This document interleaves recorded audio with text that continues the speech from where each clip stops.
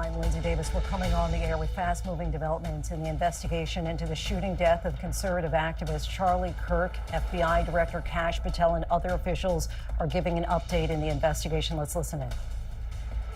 We appreciate the media and the partnership we have with you in helping us to get information out to the public so that we can catch this assassin and hold him accountable.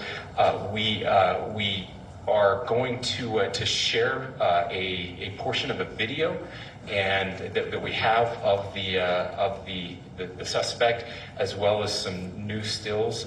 Those have already been released, but we want to make sure that they get as much attention as possible so that we can get help from the public in tracking down this evil human being.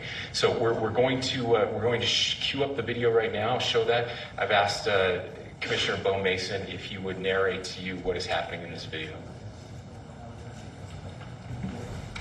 Thank you, Governor. Bo Mason, Commissioner for the Utah Department of Public Safety. If you look up to the top left, you'll see the building where the shooter was proned out in the top left corner. We'll go ahead and play that video and I'll narrate as we walk through that. So here you see that the suspect ran behind that upper building. He's going to come out on the right, moves to this far right corner. As he does, he's going to climb off the edge and then drop down to the ground. As he did that, he left some palm impressions. There's some smudges, some places we're looking to collect DNA. There's a shoe imprint where we believe the suspect is clearly identified as wearing Converse tennis shoes. Again, we'll replay that again so you can get another view of that. It's important to note his black t-shirt, his black pants, and there appears to be some white on the soles of those Converse tennis shoes. Those are all identifiable items that we're looking for. In the stills that are going to follow this, you're going to see a very distinctive t-shirt with an American flag. It appears to have an eagle on it. There's also a baseball cap with a triangle on it and a pair of sunglasses. All distinctive, all things that we would ask the public to look for and try to identify if they know someone who has those items, who has been seen wearing those items. We're looking for all that information. Here you see the suspect after dropping off the building. He moved around across this grassy area, around the parking lot. We're going to pan to the right.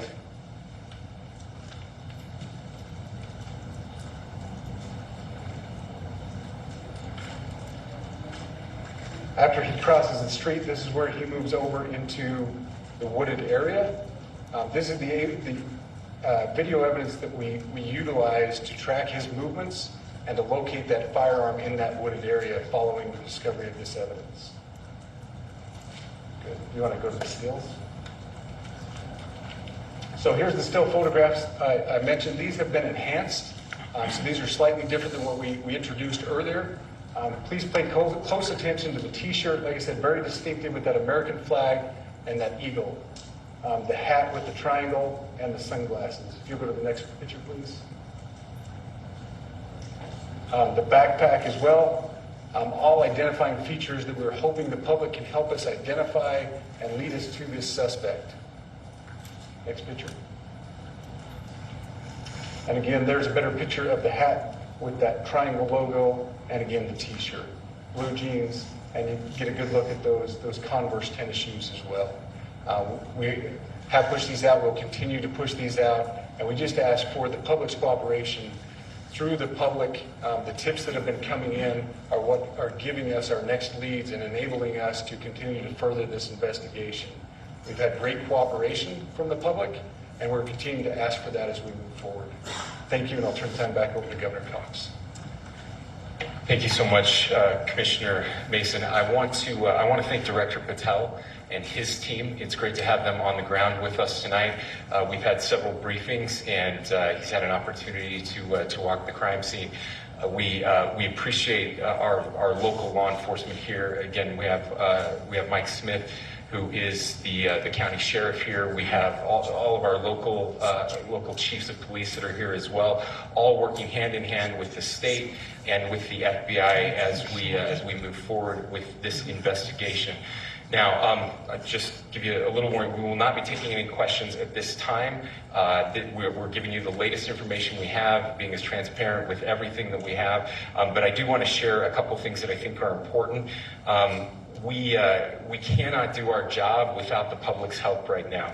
The public has answered our call for action. So far, we've received more than 7,000 leads and tips. I would just note that the FBI hasn't received this many digital media tips from the public since the Boston Marathon bombing. This case also highlights the dedication of our law enforcement community. We have 20 federal, state, and local law enforcement partners that are working shoulder to shoulder to find the person who committed this horrific crime. With their support, we've completed nearly 200 interviews. As you're aware, as has already been reported, the FBI is offering a $100,000 reward for information leading to the identification and arrest of the person responsible for the murder of Charlie Kirk. We also continue to implore the public to support this investigation and come forward with any information. We are truly hopeful that this video and new photos will lead to even more tips. We are processing. We have an incredible team, a state and federal team working together to process those tips. We are going out in tandem to interview any potential person of interest or suspects. But we need, again, we need as much help as we can possibly get. Any videos or photos that you might have, the public, should be submitted to our digital media tip line, which is www.fbi.gov/Utah Valley shooting, all lowercase. Again, that is fbi.gov/Utah Valley shooting, all lowercase. You can also provide general tips about the shooting by calling 1-800-CALL-FBI. That's 1-800-CALL-FBI, or at tips.fbi.gov. This is, I would just say, this is not just a local matter here in Utah. We have people all over the country that are helping to bring this perpetrator to justice for Charlie Kirk and his family. I will just add as well that, as was mentioned, there is a lot of forensic evidence that is being processed right now at both the state lab and the federal labs, federal lab on the East Coast. So we are working in tandem together. I would also just add a word of note for those people who are spending so much time on social media. I think Charlie said it best, that when things get bad, we should put our phones down and spend a little time with our families. There is a tremendous amount of disinformation. We are tracking our team, the state team, and I'm sure the federal team as well. What we're seeing is our adversaries want violence. China, we have bots from Russia, China, all over the world that are trying to instill disinformation and encourage violence. I would encourage you to ignore those, to turn off those streams, and to spend a little more time with our families. We desperately need some healing. We'll have more to say about that in the days and weeks to come. More than anything, we are going to catch this person. Last thing I will just say is we've been working with our attorneys, getting everything that we need, affidavits ready, so that we can pursue the death penalty in this case, and that will happen here in the state of Utah. Again, to the public, to those who are grieving, thank you for your prayers. I know we are feeling those prayers. I know the Kirk family is feeling those prayers as well. We pray that God will bless our nation at this very dark time. We can start healing by finding this perpetrator and holding him accountable, and we need your help to do that. Thank you.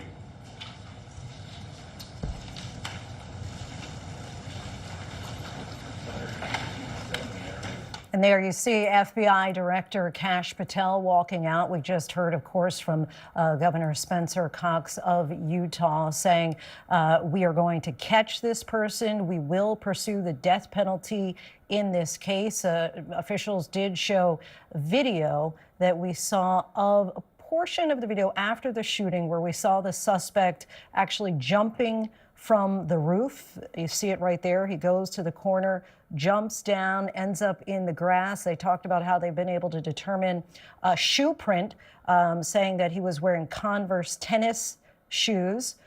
He's then going to walk pretty casually across the grass here and ultimately walk across the street. They talked in great detail about what he was wearing, talking about this black T-shirt that was distinctive with an American flag and an eagle on it, a black hat with a triangle logo on it, but clearly an appeal to the public for any potential help and leads. Matt Gutman joins us live in Utah. Matt, what struck you and stood out to you as we got this latest update from officials there in Utah? I think it's got to be that video, Lindsay. That was pretty stunning. You're watching the moments just after this assassination, and that shooter fired that one round from that high caliber bolt action rifle and then knew to get away immediately. You can see that video, him scampering across the roof of that campus building and then taking a pretty big leap off the roof. And it's not clear in the video. We'll have to go over it and ask authorities, but it almost appears as if he injures himself when he lands, and as he jogs away, he seems to limp off before going to a walk. And what's also clear from that video, Lindsay, there were people walking around him. People probably saw him, but obviously did not register that he was the shooter. And authorities say he deposited or dropped his weapon in a wooded area, basically about 300 yards behind me, which made him even more inconspicuous as he went through these neighborhoods, which they now say he did. The other thing is, I think that Utah's Governor Spencer Cox said that healing can begin once we catch this perpetrator. And of course, Lindsay, the multiple appeals to the public. The FBI, local and state law enforcement saying we cannot do this without the public's help. They have video. They have the identifying features of this suspect. What they need from the public, they're saying, is a name. And they're asking the public to call 911 or that tip line if they get it or they know who this is, Lindsay. And also interesting that the governor said, Charlie Kirk said it best, put your phones down, with regard to the disinformation that he said was happening on social media. I think he's been trying to calm the rhetoric. I guess it was yesterday, it seems like a week ago, when he said that this is a political assassination, but he also noted attacks against Democratic lawmakers and said, we need unity. We need to calm things down now. And I think that was the same tone that we heard. He also said that closure would come with seeking the death penalty, which he has sought legal counsel in the state over. And that's the fate that awaits this suspect once he's caught, if he's apprehended, Lindsay. All right, Matt Gutman for us. Thanks so much. I want to bring in Pierre Thomas, who joins us now on the phone. And Pierre, what do you make? We didn't hear from Kash Patel, though we saw him there right behind the governor. What do you make of the FBI director actually being there on the ground during this investigation? Well, Lindsay, he, according to my sources, is trying to send a clear message that this is the highest priority. We also know this is the murder and assassination of one of the president's close friends and advisors and someone who has supported him. The FBI director, the 8th Attorney General of the United States, they all want to signal that no case right now has a higher priority than this. The other thing that struck me about the press conference is this is a full-out campaign to get the public to help. By releasing the video, they're trying to just stir anybody's memory information. They focus on the T-shirt that the suspect was wearing. They focus on the backpack. They're looking for anyone that recognizes something about this person to be the person that would call into the FBI and to law enforcement and says, I think that is so-and-so and so. This is what this is about. And they also said they're getting a stunning amount of tips, 7,000 leads and tips, the most since the Boston Marathon bombing. So they believe that the way this case will be solved is for somebody in the public who has seen this person and can recognize them and will call into law enforcement. Pierre Thomas, thanks so much. And as you said, yeah, they've mentioned they have not had as many tips since the Boston Marathon bombing. Talked about how there have already been 200 interviews that have been completed. Aaron Katursky joins us also on the phone. Aaron, just talk about, again, that appeal for help from the public and what you're hearing from your sources. Well, it's the video that helps us understand why law enforcement is so confident this individual depicted in still images taken from the video is the shooter, right, Lindsay? Who else would be jumping from the roof and scampering off? But it doesn't really do much to help law enforcement identify the individual. And that is why They are imploring the public to rack their brains to see if they can remember anything that might help them identify the individual that they believe shot and killed Charlie Kirk. That they're receiving as many tips from as the Boston Marathon investigation, I think, is telling, because the FBI really hasn't had as much trouble identifying a shooter perhaps since then. And so it does reflect in some ways the insistence on public help.